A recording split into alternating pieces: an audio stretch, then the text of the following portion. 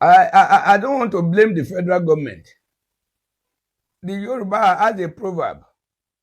They say, whichever way you present yourself, that is the way people are going to address you.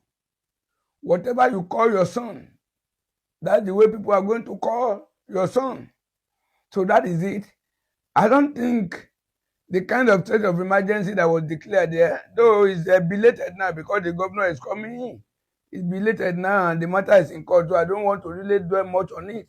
But despite that, it was a lawful, it was a serious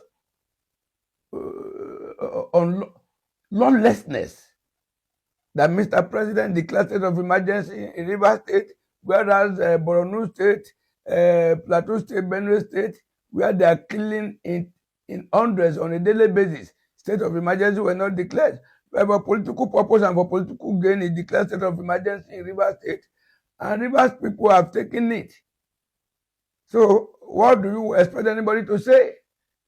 People that were reacting, at the end of the day, even the person that they were fighting for came out in the public that nobody should react, nobody should protest for him.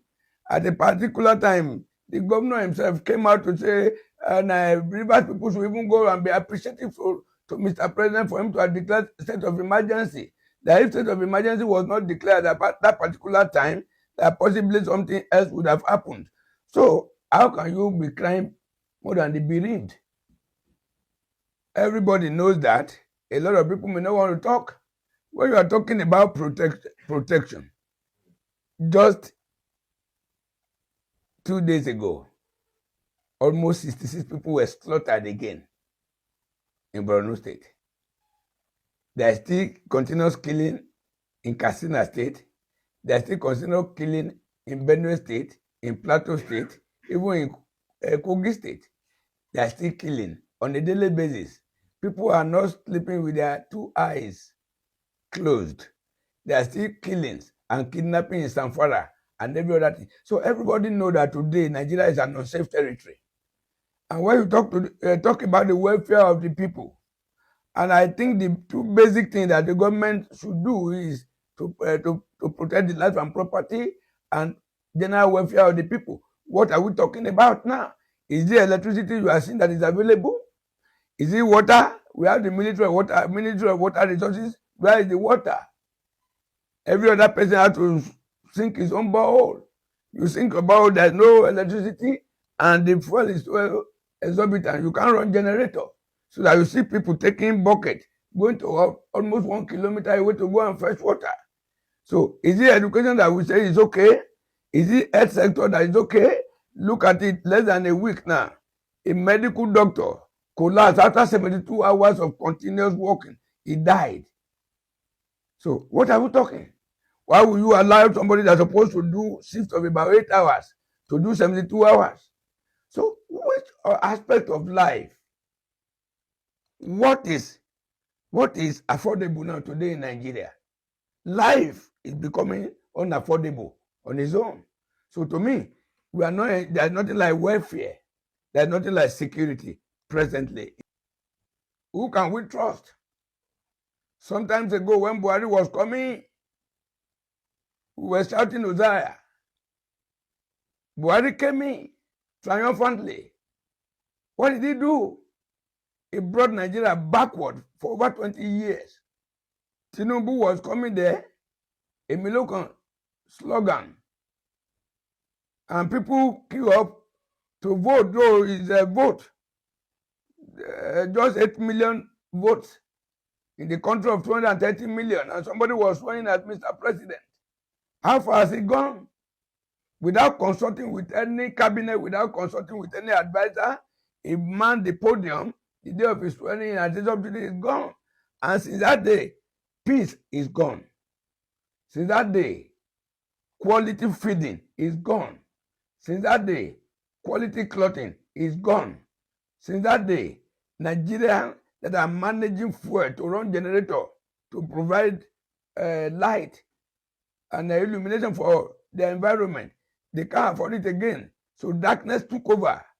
So to me, Tinubu has not done well at all. A lot of people say renew hope. I don't call it renew hope. I call it renew hopelessness. That is exactly what we have. So if Tinubu can so do, and there is nothing like electoral reform that will give us assurance that they are not going to rig election 2027, are we still expecting Tinubu to come back? If Tinubu come back, the thing will be worse, because if he come back, second tenure is not going for third tenure. So he may not even care. Now that his performance to even spur people into action, voting for him 2027, is not even performing. Is it when it comes to second tenure? Who again, even in the opposition, are they serious? Most of them you see in opposition, I'm not taking them seriously, because most of them are running up and down for him. They are pretending to be in opposition. What type of opposition? We don't have opposition today in Nigeria. So that is to say, we are like running indirect one-party state. And one-party state is what? It's autocracy. And autocracy is what? Autocracy is lawlessness. There is nothing. The INEC, they are not promising you any improvement at all. They will come with one technicality or the other. Is either there is what do they call beaver failure, or IRF failure, or glitches here and there. At the end of the day, they will just do, because there is Nigerians are so docile. We don't hold people responsible for their wrongdoing. That is it. So our docility has been taken for stupidity by this power that be. So to me, 2027, whatever we bargain for is what we will get. But I'm not expecting, except if Nigerians will wake up tomorrow and protest. What is kind of protest? It's not the street protest I'm talking about. Carry your ballot card, voter's card, go to the polling unit, and you make sure whatever is the result from each of those polling units is announced by that same polling unit. And when time will come and these people will manipulate, people should be ready to go to court and witness. By the time a person go to court and request for 20 witnesses, and more than 2,000 people are ready to flood the court to bear witness, the judicial people, they will be very careful.